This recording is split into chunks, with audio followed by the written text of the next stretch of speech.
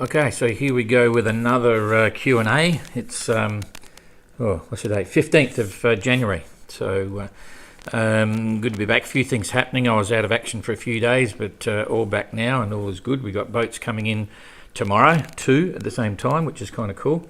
And we're going to sort out this interview with Tapio. He was going to be free this weekend, but it didn't work out for me. We had a few sudden changes. Anyway, so the plan is that after today's tracker update, which will be 9 o'clock in the morning for Europe, we'll put up a notice. May not have the exact date and time, but you'll be able to put any questions that you want to ask Tapio, specifically on the issue of the rescue, not about his GGR experience. We're just talking about the incident of the boat sinking unexpectedly. Everything happened after that. Any comments, just all associated with that whole issue. That's what it's about. And then what we'll do is we will actually have a split screen instruction. In fact, I think the other thing we're going to do with this, we're going to bring Ada in on the discussion as well, because she comes from a different perspective in question lines and things like that. So there'll be Tapio, Ada and I on split screens. Ada will be in France, Tapio will be in Finland, I'll be here in Hobart. And we will start as the basis of the discussion your questions. And then while it's live, you will be able to ask any other new questions that come up in your response to what's being said at the time. So it's a live Q&A, but you can also pre-plan any questions you've got now, just like this, put them in the comments and we'll get that happening as well. So that's kind of cool. It's been interesting to see what happens. The other thing is that Jeremy is absolutely moving into Chichester class when he gets in. He will slip the boat. We'll tow him down to the yacht club at the RYCT, Royal Yacht Club of Tasmania. Okay, we'll slip him there. We'll do the customs quarantine entry into the country. He's already got what we call an ETA visa. All the GGR entrants had to have an ETA visa in case something happened at the last minute. So visas are no problem, and it'll probably take him a few days. If we get him up on the slip late on Monday, or it could be early on Tuesday, it'll take a day or so to scrape him down. If you're in Hobart and you want to come and give him a hand to scrape, we'd be happy for that. And he doesn't have to paint because he's got copper coat on there. He's just got to scrape him off and maybe buff it to get the surface active again. And then top up with some fresh food and water. He was running low on water. And then get going again as quick as he can. But it'll be behind Ian Herbert Jones, who's making great gains coming in. And they've still got plenty of breeze out there right now. So coming up the coast pretty quick. Okay, that's about it for there. And I had one question came in by email. You all know to put them in the comments. We don't really like getting the email ones because I've got to remember them at the time and the head's all full of other stuff. But it was just asking about clocks. We talk a lot about the celestial navigation, and the question came in from someone asking about what sort of watches and clocks they're using and so on. The rule is that you can't use any electrical clocks on board, and you can only use wind-up. I haven't got mine on at the moment. Manual wind-up chronometers or clocks. So the watch is pretty important. I've got a Raft watch, which is a manual one, right? It's got about a 30, if it's wound up fully and you don't touch it, it goes for about 36 hours. It's reasonably accurate, but the thing that a lot of people don't realise is that most of the brand name watches don't actually make the watch, they make the case. They buy the watch movement from one of the recognised manufacturers of clock and chronometer thingers, and then they just design the case and stick it in. And each of those watches have a number. Okay, like a chronometer number, and that number is the key to the clock mechanism. And you can look that up on Google, and it'll tell you which is the most accurate mechanisms that you can get, and the ones that are highest quality, and all those sorts of things.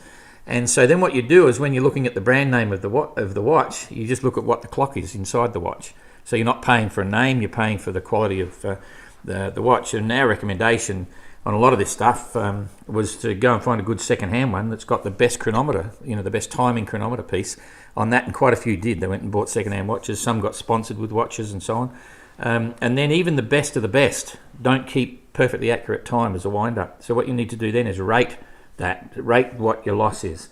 And then you know how many seconds a day you're going to lose, and you can keep up with that between your time signals, because you need to use your radio to get your time signal and adjust your clock every 3 or 4 days, or depending on how accurate your watch is. So that's all pretty important as well. The other thing is that once you do that, if you need to put your watch on your wrist and never take it off, because you need to keep the temperature as constant as you can, and that keeps the rate going the same as you can. And that's exactly what Sir Robin did on Suhaili, and also Bernard Matessia. They both had Rolex watches, manual wind-up Rolex watches, and they put them on their wrist and they sailed with them like that for hundreds of days. And that was very good for them. When they could get a time signal, that was good. They'd adjust their Rolex and so on. But even the best of the best will have a rate that changes. They can't be that accurate. So there's a whole discussion on that. But the best thing to do is get on Google. Always ask Mr. Google for questions, and you'll see some amazing stuff about how you determine what is a very good timepiece rather than a big brand name. And you can save a lot of money. You don't have to have huge expensive ones. But the most critical part is your radio. That's why we say you've got to have a good radio receiver on board. You get your time signals from that, and you can adjust your clock. Some also, like Captain Coconut, he had a full marine chronometer.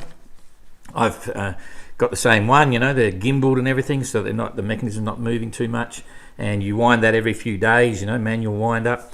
And then you can use a deck watch, which is like a stopwatch. It's similar again. It's a manual stopwatch, but very accurate. So you have your stopwatch. You take your satellite sight. As soon as you've got your fix, like you measure your altitude, you hit your stopwatch, and then you've got it, and you can compare the time then to your ship's chronometer.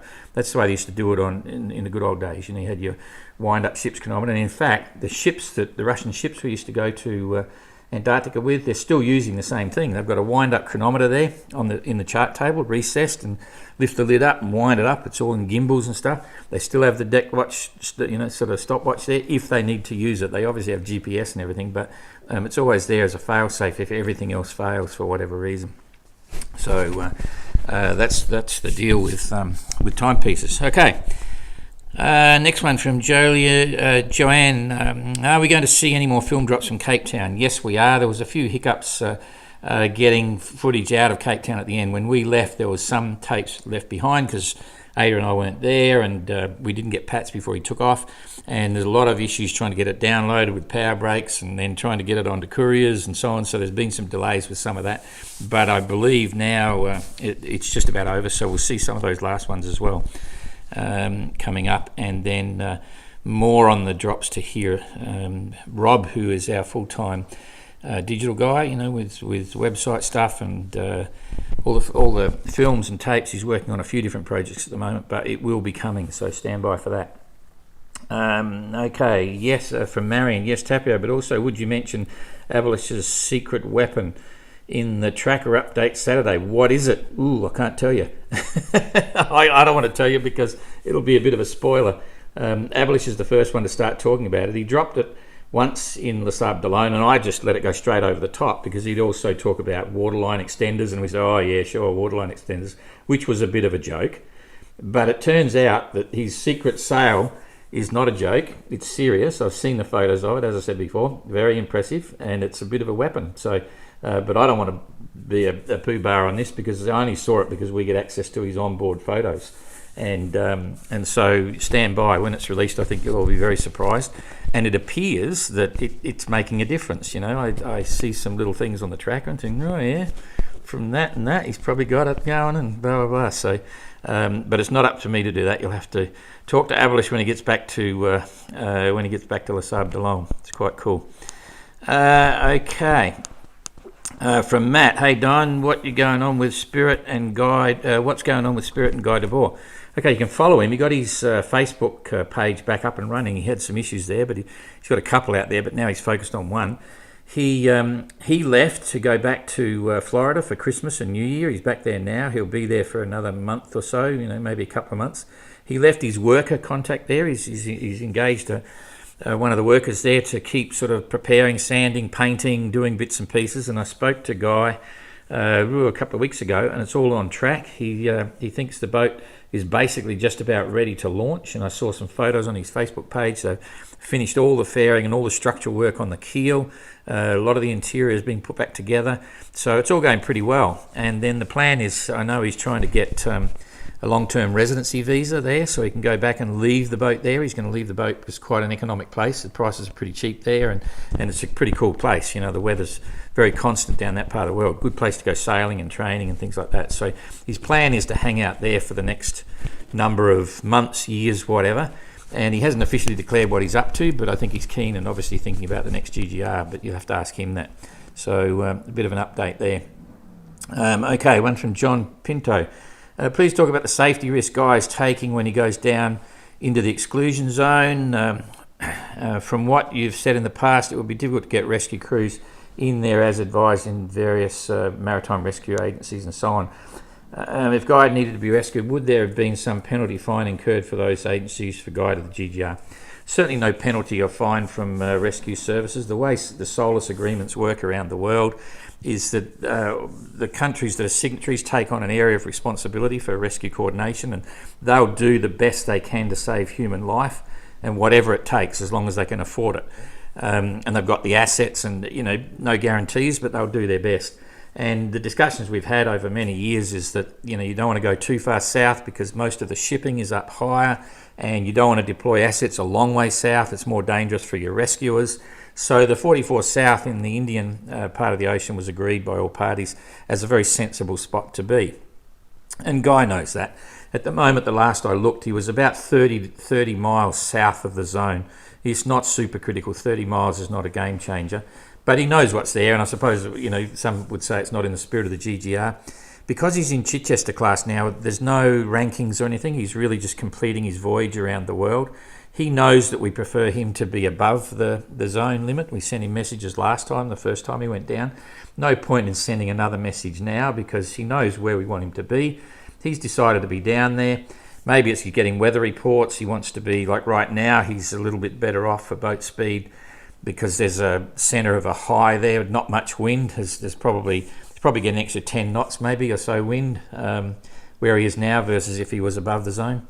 So it's really up to him. But if he went much more than 30, we'd ask him again, 30 miles, we'd ask him again, hey, how about coming up the top? We don't want to be reckless and disappoint the rescue agencies, but I know he's in a hurry to get going. So it's a bit of a balancing act both ways. And as I say, 30 miles, not too concerned. But if it went much more, we might send him another message. So with the rescues, there's no fines, there's no charge either. It's an international convention that you know, people get out there to do what they can do, and there's no charge for rescue, you know. So that covers that one. Hi Don, from Tristan. Where can I find the footage of the remote control yacht race that was held prior to the start of the GGR? Thanks. Okay, well, so I should have looked that up actually. I didn't see this question. Because a lot of it is on, it's all on our YouTube channel. If you go to the GGR website, you'll see YouTube up the top. Hit that, you go to the channel, and then just go back to all the celebrations of the race village period. You'll see that there. I'm sorry, I could have directed to it, but it's all there. You'll see in the, you know, most of it's all indexed, and if you go back to LSO, there's a lot of stuff there. They're pretty cool exact scale replicas of all the original GGR entrants in 1968. So yeah, on the GGR YouTube channel, and there's a lot, including inside the race village in the big pavilion. We go over them with plenty of videos looking at all the yachts in detail, and we actually got sailing. We got sailing Electron, you know, Donald Crowhurst, Trimaran, Joshua, Captain Brown, and Sue Haley. And I think they were the main ones that we actually got sailing, but all of those models are actually sailing models. We've asked the builder to build us two for ourselves. We're getting us Sue Haley and a Joshua built, exactly the same as you see, so we can have a bit of a play occasionally and put them in various displays that might be coming up in the future. So, okay. So yeah, but go back to our GGR YouTube channel. There's another question there. So here's a piece of mechanical timepieces are favoured by the entrance. Although time signals available at constant error rate is useful for latitude and longitude. For longitude and mechanical chronometers are hard to find now. Constant rate is useful. Hang on. Although time signals are available, a constant error rate is useful for longitude and mechanical chronometers are hard to find now. No, they're not. They're all over the place. Just Google it. and there's whole sites there that sell them secondhand, all of them. It's just for wristwatch style chronometers, extremely accurate and probably less than 25% of the new price. Usually they're about 33% because people buy them, they pay $5,000 or $3,000 or something like that, wear it for a while, and they say, oh yeah, and you can pick them up for $1,000 or less, really good ones. But remember, you must first understand the relevance and the importance of the number, the descriptive number of the clock mechanism inside the brand name.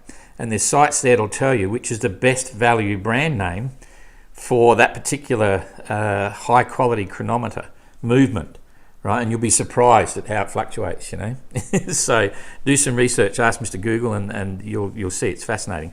There's watches are a big deal for a lot of people there.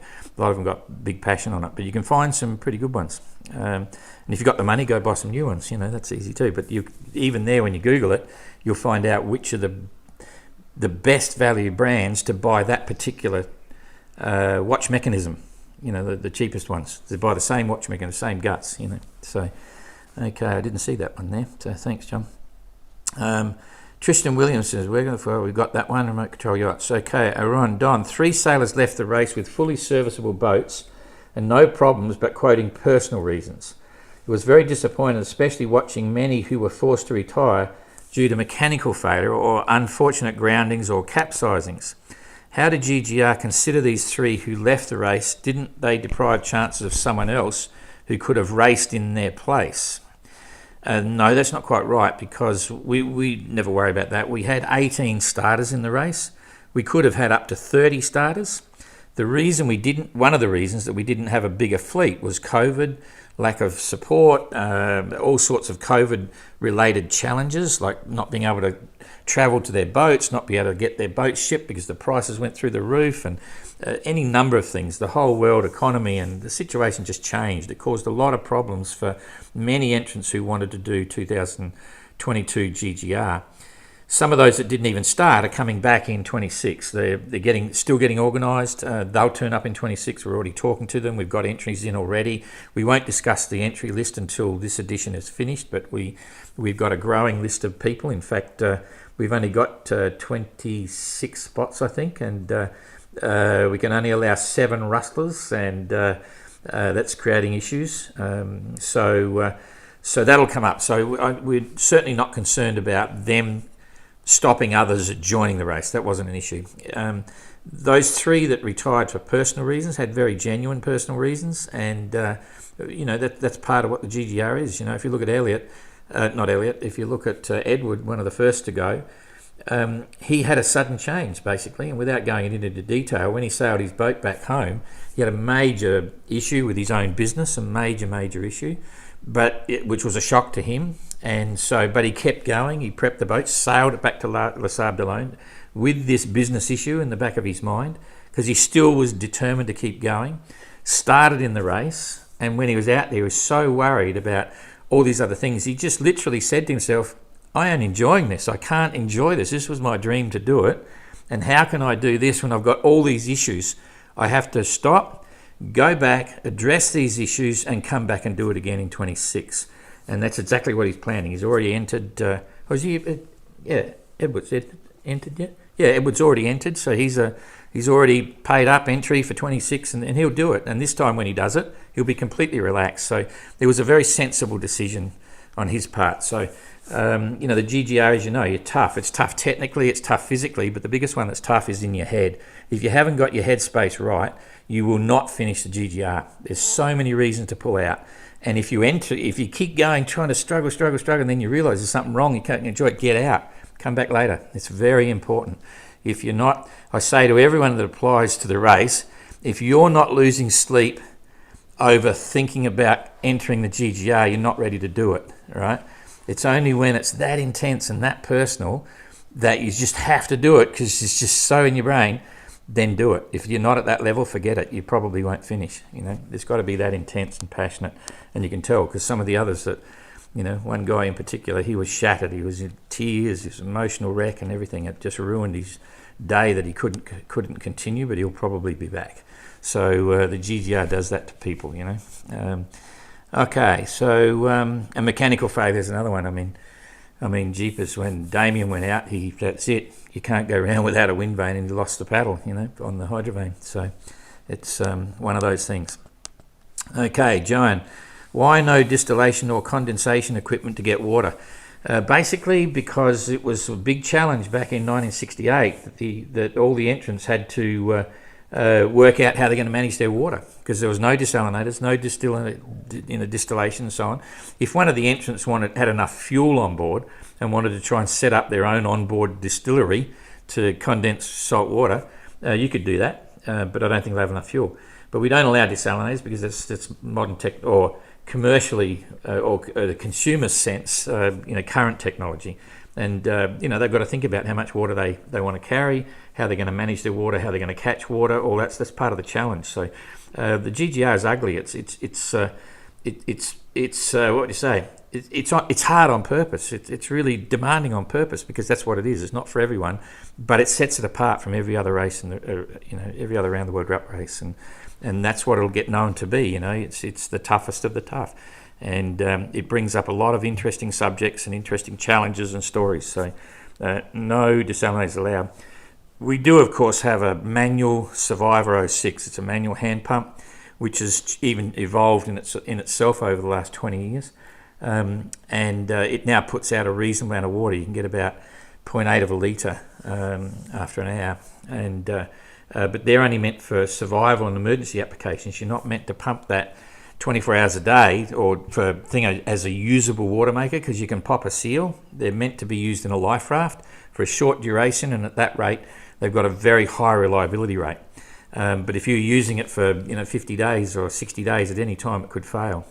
Believe me, I know, because we were selling those, the very first version, since about 1984. That was one of my big parts of my business, and I know those units extremely well. Interesting, but they're on board purely for survival, really. That's it. Great questions. Can't wait for the answers. Thanks, Deborah. Okay, next one, Tom. Thank you for the answers in the Q&A regarding boat designs. It seems like the Biscay 36 is a good design. Also, along with Elliott's boat, which has shown some amazing speeds. Will you be interviewing Tapio anytime in the future? Oh, yeah. Okay, yeah, boat design is very interesting, because you can see Nuri is a Biscay 36 and Simon's boat is a Biscay 36. So exactly the same hull, deck, all the rest of it, but one's a ketch, one's a cutter. And, so it shows interesting points there, and then all the other designs, Cape George 36 with Kirsten, Rustler 36 with Abolish. You've got a trade wind 35 coming at the back. It's always good to see these things, and it's an interesting story in itself. Another good part about the GGR. Yes, we will interview Tapio. I brought all that up in the beginning. There's some replies here. Could you please point to where the last set of answers are? If you're looking for the last set of answers, all the Q&A goes up on the GGR YouTube channel, and I think they're part of the normal streaming. I don't think we have a separate classification for them. Maybe we will do a separate index for them later on, because it's meant to be pretty much every week or 10 days. Or in particular, if there's, we can sense when there's people wanting to know a lot of things, and as soon as I see that, we'll put it up so you can come here and answer it. Fred, thanks very much for your help listening to me about the YouTube channel. I found a session I was looking for. That's good. You got it, Fred. Perfect. Okay, so there's a few answers in there on the Q&A, so that's all good. Craig, in line with the boat design question, why isn't the SNES 34 on the acceptable design list? Is it the age, the hull design, a keel or other? Okay, the best way to explain this is really funny, is to go to my personal Facebook page. You don't have to be my friend, just Google Don McIntyre, you'll see me pop up. I just put a post there last week, I think it was, shows an SNES 34 surfing at 16.5 knots, just power surfing in the Sydney Hobart. It's really good to watch. An SNES 34 would eat nearly every one of the boats in the GGR. They're a smaller boat, lighter displacement, fin, keel, rudder, good sail area displacement boat. I know them extremely well. I bought one for Jessica Watson to sail around the world, and her mum said, wow, look at that boat go 16.5 knots. They're a fast little boat, hot boat. So the only reason it's not there is that it's not in the overall class of things. We didn't want to make an S&S 34 race. You have to choose a design of the boat. I have no criticism whatsoever of an S&S 34. It's just that there's lots of reasons why we chose the style of boat we have for the GGR. One is it's in line with boats of the era back in 1968. It's very similar to Suhaili. It's very similar to a Joshua boat, full keel boat, big body boats. Those boats built as production boats then incredibly strong. The hull's really strong. I'm not saying that the S&S 34 hull is not strong. It's a beautiful boat. But these ones are really solid. They carry the weight, okay? For everything for 240 days around the world, and usually if you get into trouble, the hull and deck should survive so that you don't have to get in a life raft. But there you go, Tapio got into a life raft, and there's an interesting statistic similar along those lines with S&S 34 here in Australia. I've got to forget, I forget the real numbers, but it was about 150 or 160 were built. And I think there's only one of those currently not sailing. All the others that were originally built are still sailing.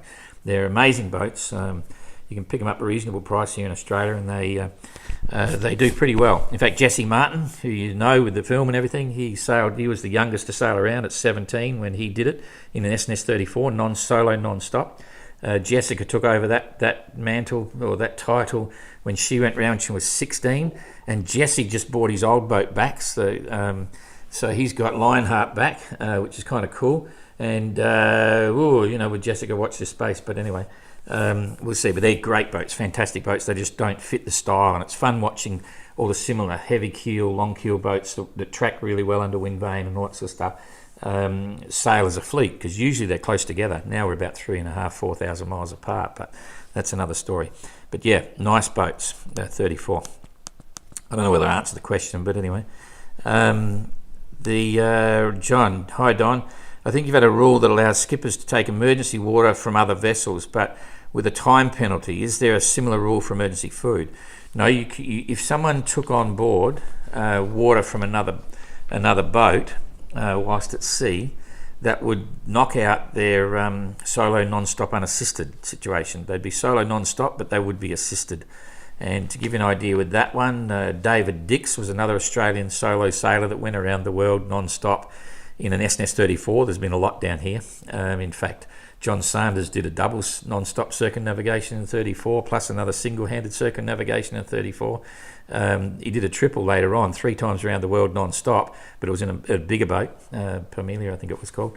But anyway, when David Dix went around, he had a bolt break on his mast, and it turns out that he got the British Navy flew out and lowered a bolt to him to save his mast. And so he still did a solo non-stop, but it wasn't unassisted because you got that bolt. If someone took on water from another ship or something like that, you'd lose your unassisted status, and that's part of what the GGR is. So you'd probably be knocked out into Chichester class because you've taken one major penalty on that. And the same with food. You couldn't really do that with food. So yeah, that's the situation there. What did happen in the last edition of the GGR in 2018, Istvan Kupar actually gave another random solo sailor out there who was running desperately low on water. He was in a bit of trouble, actually. This is part way between Cape Town and the Hobart film drop, and we were asked as the organiser to contact someone to get this guy water, and so that's what Istvan did. He rendezvoused with the guy, gave him 20 litres of water, which was just enough to get him going until he got to Australia, or keep him going, and we gave Istvan a time compensation accordingly for that. So, but that was going off the boat to help someone else, so no problem. Okay, Abe Hall. Hi Don, my 6-year-old would like to know what the trophy for the GGR looks like. Also, she would like to know if you can have a pet cat on board for the GGR. Thanks. We love following the race on the globe and finding incidental education opportunities for kids. See some more. Is a brilliant part of this race. Okay, so the trophy of the GGR, there's 2 parts to that. There is a perpetual trophy. It's a model of Suhaili. It's a model in a big case of Suhaili, and the whole model was made of pieces from Suhaili. So it's a bit of an icon and the shipwright who made it is the shipwright that was working with Sir Robin when he did the big refit ready for the 50th anniversary, but they had lots of bits of wood coming out and bits and pieces, and then he sat down and he, and with some help from Barry and Pictou in the end, made this beautiful model of Sir Haley, and so that's the perpetual trophy, so they get a plaque on that. And then we give them an actual model of Sir Haley. We've got them in our office. I don't have one here, but it's a beautiful model of Sir Haley, and that's what the winner will always get. And the for this edition of the race, 22, there'll be models of Joshua, because we're celebrating the 60th anniversary of Joshua, and just talking a bit more about the story of Bernard Batessia and everything he did. So that's what that is. Now, the issue of sailing with a cat. This is interesting because we've had one potential entrant in 2018 that wanted to take an animal, and at the time we said yes. And since then we've reflected on that. No one's actually asked, and I don't have a problem with other people wanting to do that, but knowing animals, a cat is possibly able to put up with the movement of the boat. A dog's a bit more scrambling, but it's pretty demanding for a human to do this. And I don't know, we I don't know whether I haven't had to address it, but sometimes when I think about it, I think, some people might not like that, but we haven't said no. But if we got a serious request, we'd have to give it a good think. There was another chap, jeepers, I've forgotten his name now. Can you remember the guy who helped us with Jane? Can you remember the guy who helped us with Loic when he was rescued? I can't remember. He came to help us get Loic off the boat when he was sinking in 2018. I've just lost his name. I know him really well.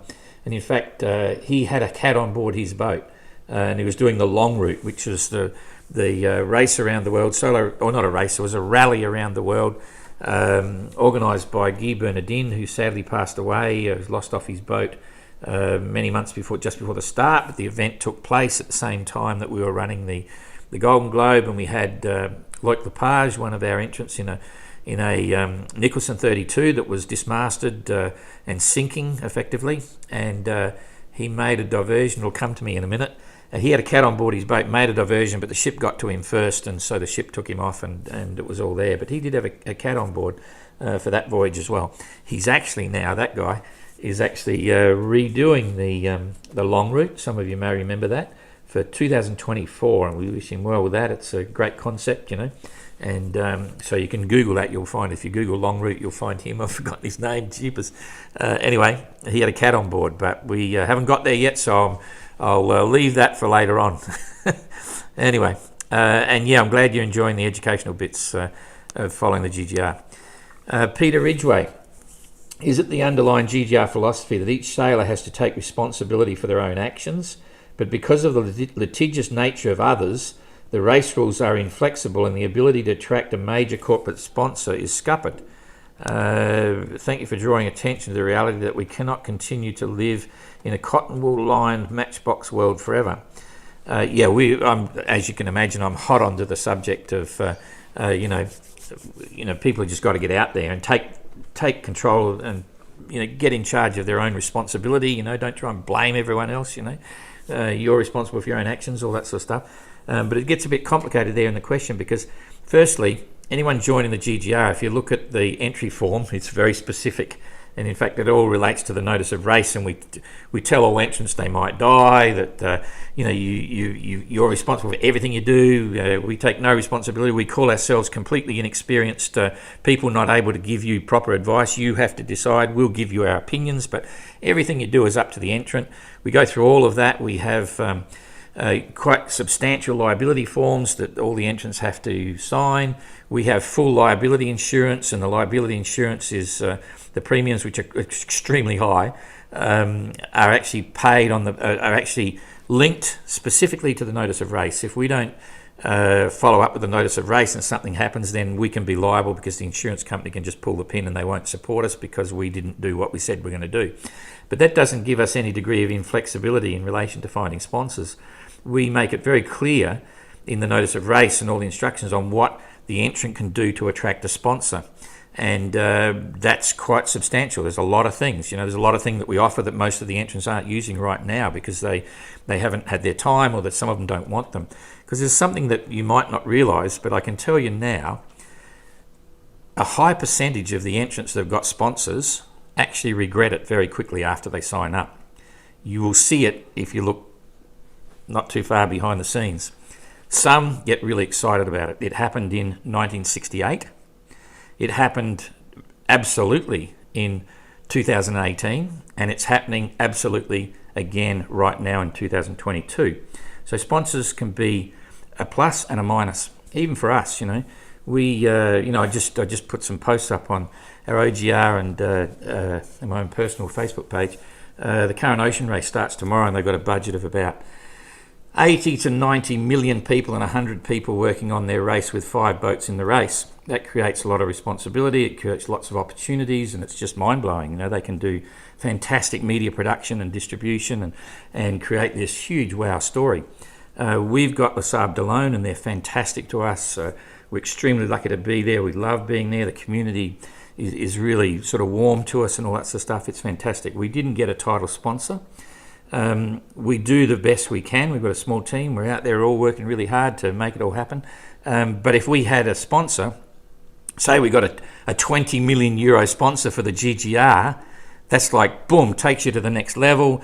You got huge responsibilities. You have to perform. You have to do this. Now I can sit here on the lounge here and looking out over the Kingston film drop over there, and we're sort of, yes, we're busy and this, that, and the other, but we're driving it. We don't have a lot of that pressure. Yes, we're responsible to Le Sable d'Olonne, and we want to perform for Le Sable d'Olonne, believe me, because they're very, very important to us. They're very helpful. We've got a lot of passion here, but we still have a responsibility to that, and we work and do the best we can. Sometimes it's challenging, but we work hard. But we do say to all entrants, this is what you can do. This is the signage you got. This is the media we can get into the boat. Blah, blah, blah. And the important part, and this might be what you're getting to, there is an ethos in the GGR of what it is. And what it is, it's one sailor on their boat alone and out there. And, each of the entrants are doing it for different reasons, personal reasons, and some of the things they might not like, but they knew what they're getting into before they started. And you don't have to like everything when you're on a challenge, but you just got to do it, and that's part of it. Having a challenge that's this big and so I hate this bit, but I love this bit, and that bit's okay, but this bit's fantastic. It's not all up all the way like that, and that's part of what the GGR is. So I'm not sure why we don't get sponsors. Like why we didn't get a big corporate sponsor.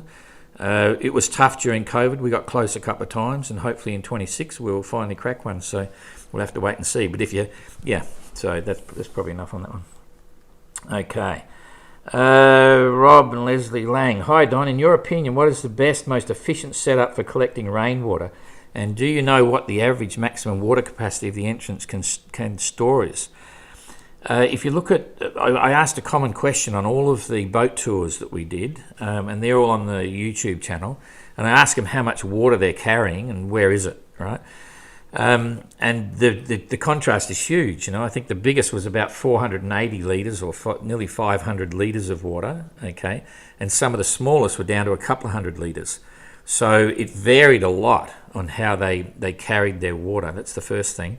The second thing on water catching, most had some form of dedicated effort to catch water, but some didn't worry about it. It was just going to go buckets on the gooseneck, angle the sail down and so on.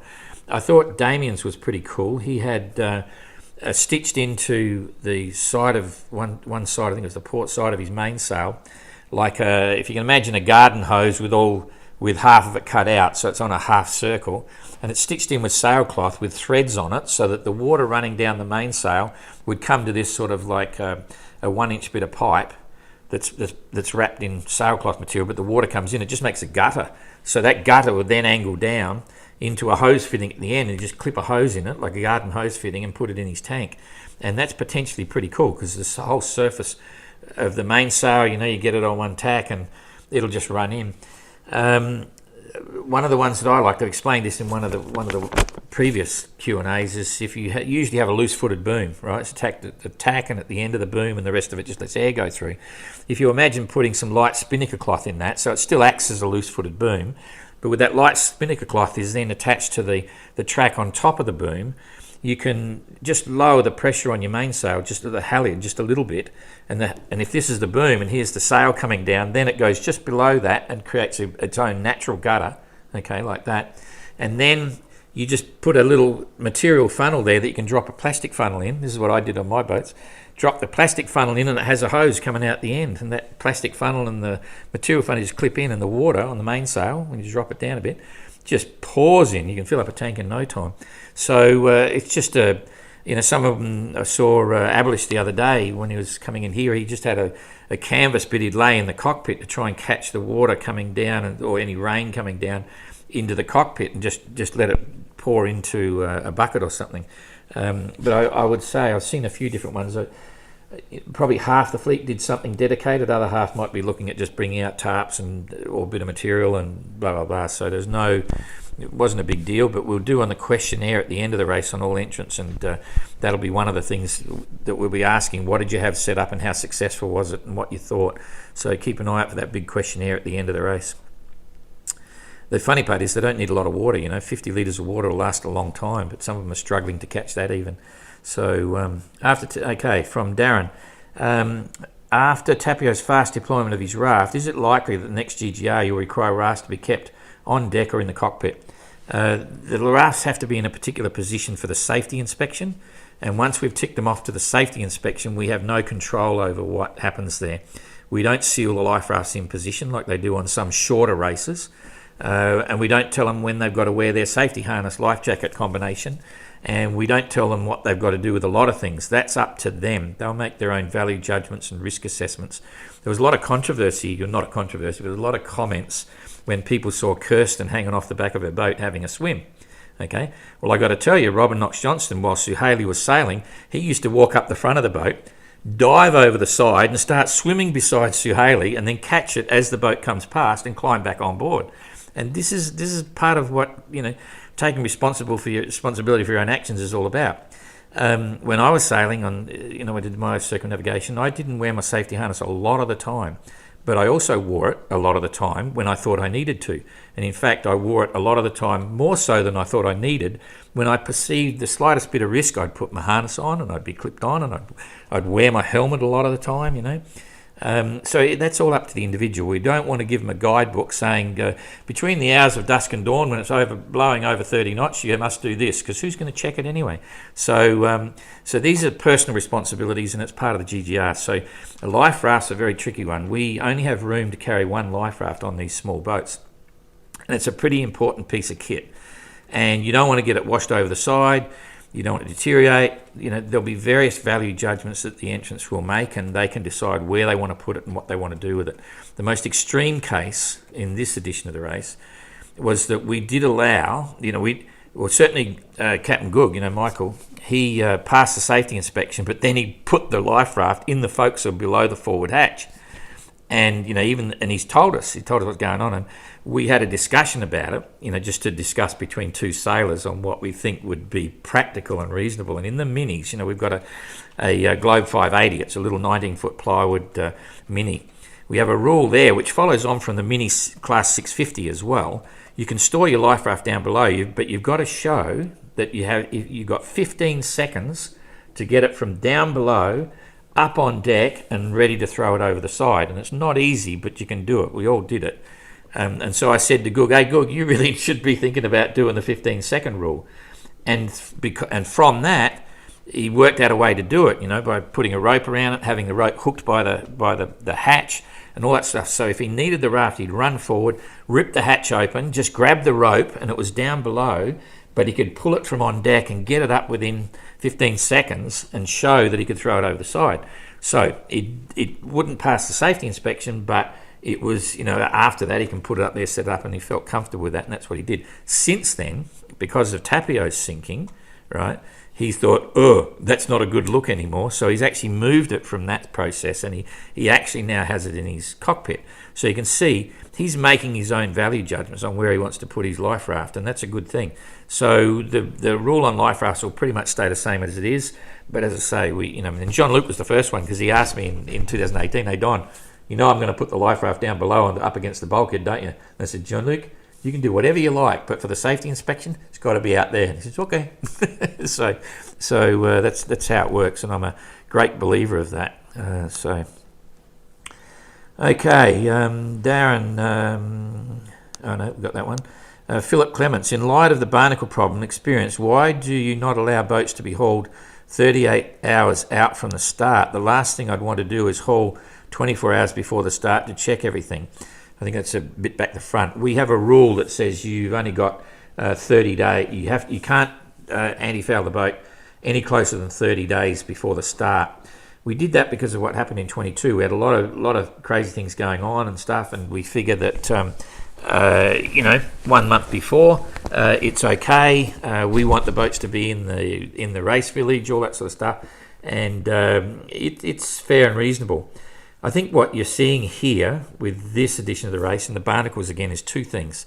One is it's starting as a theory and it's being discussed that somewhere between the Cape Verdes and the Cape Verdes and the equator, there is possibly these clouds of minuscule barnacle creatures all waiting to jump on anything that sails past. So it's not a huge band that they've all got to sail through.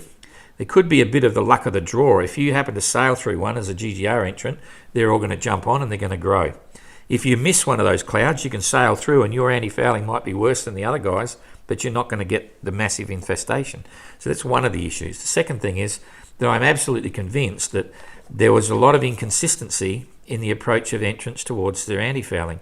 And it's up to them to decide what they want to do, how they want to apply that paint, what choices they want to make on types of paint or whether it's copper coat and so on. But it wasn't a big discussion point, whereas it was a big issue in 2018 because some of the, this is my personal opinion now, I would have just done blanket copy Jean-Luc. He's worked and virtually no one did. No one used exactly the same process that Jean-Luc did. I'm not saying that others wouldn't work, but why would you reinvent the wheel? I would have bought exactly the same paint, exactly the same application and just done it. And that was 3 coats of hard for anti-fouling and then 2 coats of soft anti-fouling. And the theory was that get rid of the soft stuff going down through the Atlantic and then you're left with the hard stuff in the Southern Ocean. There's not a lot down in the Southern Ocean. And then by the time you're coming back up the other way, there's not enough time to get on. Jean-Luc never dived on the boat, had a few barnacles in the back of the boat, that's it. So I have no idea what's the suggestion for next time round, but I think a lot of people will be paying a lot more attention on what's going on. And they'll come up with creative ways to solve the problem. But we would still not want, because the boats get very busy. We have the prologue, and then they've sailed, from the prologue, we went from Gijón to Les Sables d'Olonne. It was 3 days across there. And then from Gijón, we're in Les Sables d'Olonne for 2 weeks, and then they go. We don't want boats going in and out, because we've got things to do. People want to see the boats. It's part of the GGR.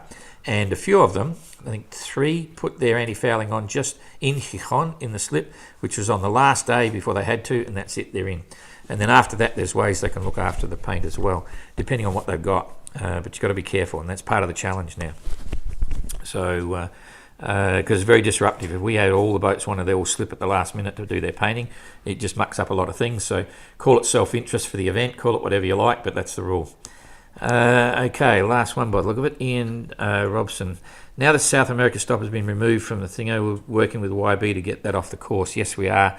It'll come off the course. It's a good time to bring up the tracker. We do have a glitch in the tracker every now and then. The other day, I think the shortest 24-hour distance that anyone did was about 280 miles. Some of them were doing 400 miles in a day. There's little things that pop up like that, but don't worry. The graphic you see of the tracker, their actual position and their courses, that never changes. That's constant. It's correct. Sometimes on the leaderboard, it gets some number twists going on, but it's usually sorted within 24 hours and then it's back on and hopefully going there. So we really like the tracker. It gives us everything we want, but that's just a little glitch that gets there. On the app side, they do have a real problem with the app. Because they haven't had a chance to rework it and a few other things, and it's probably not going to be for another month or so before that gets fixed, so it's a bit disappointing, but not a lot we can do about that either. We didn't have the budget to develop our own app, and Yellow Brick's pretty cool.